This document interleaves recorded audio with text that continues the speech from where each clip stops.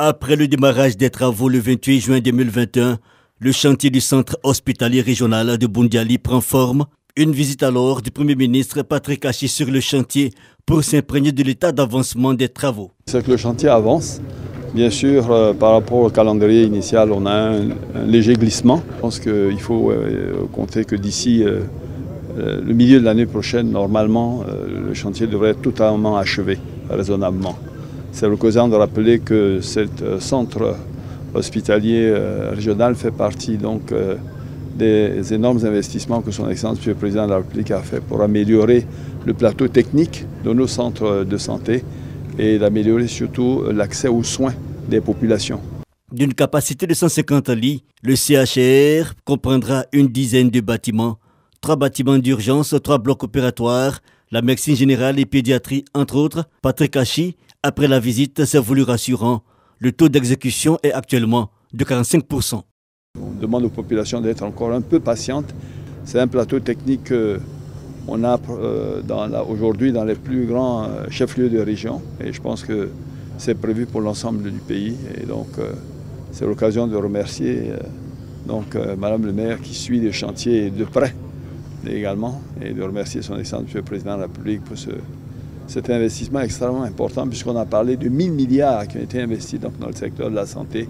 Un futur CHR pour Boundiali sur 8 hectares, coût 40 milliards de francs CFA. Cette structure fait partie des acquis nationaux du programme présidentiel hospitalier engagé par le gouvernement pour le relèvement du plateau sanitaire en Côte d'Ivoire.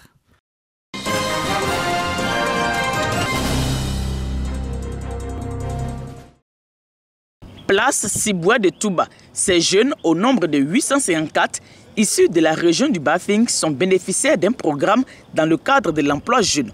Ce sont les travaux à haute intensité de main-d'œuvre, des formations en aide-soignant, en culture maraîchère, en élevage, le financement des activités génératrices de revenus, les permis de conduire.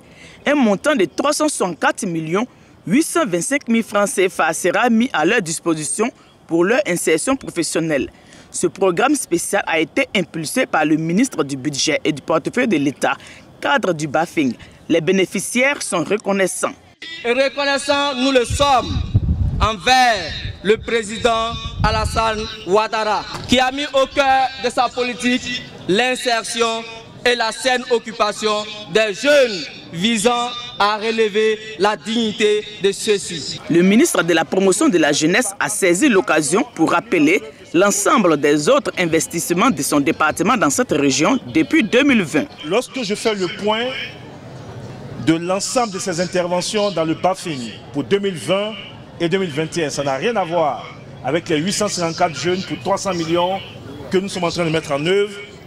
C'est 4125 personnes qui ont bénéficié de 1 milliard 72 582 939 francs CFA, dont nous mettrons à disposition donc les listes de tous les bénéficiaires, c'est-à-dire les 4125 personnes dans le Bafing qui ont bénéficié donc de l'action du gouvernement et de l'État. Les autorités entendent compter sur l'engagement de cette jeunesse à assurer son autonomie financière dans quelques années.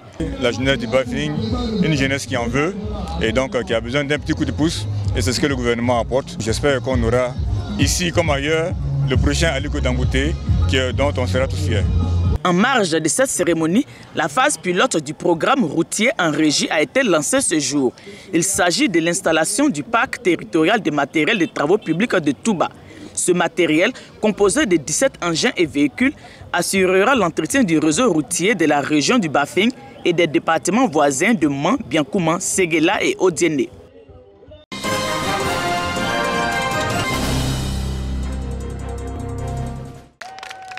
Le conseil régional de l'Agnébi-Tiassa apporte encore une fois son appui aux femmes de la région. À Gaumont, dans le département de Sikensi, une usine de transformation de manioc en atiéké est livrée aux femmes. D'une capacité journalière estimée à près d'1 tonne, l'unité est dotée d'une salle de conservation et de séchage de la moule de manioc et d'un appareil de conditionnement. Nous avons donc procédé à l'inauguration de l'usine de transformation du manioc qui va permettre à nos mamans qui sont la fondation, des fondations des familles, mais également le ciment de la famille, de vraiment travailler avec moins de pénibilité. Le coût de la mise en place de cette usine est estimé à 20 millions de francs CFA. Ça offre des opportunités de création d'emplois pour les jeunes. Parce qu'il s'agira donc de développer des champs de manioc que nous allons encadrer et permettre à des jeunes, à travers donc des petites unités de transport, d'aller chercher le manioc pour ravitailler l'usine et être payé. Pierre Demba annonce pour les prochains mois un lycée professionnel agricole à Sayué, avec pour option de former des jeunes au métier de l'agriculture et de l'élevage.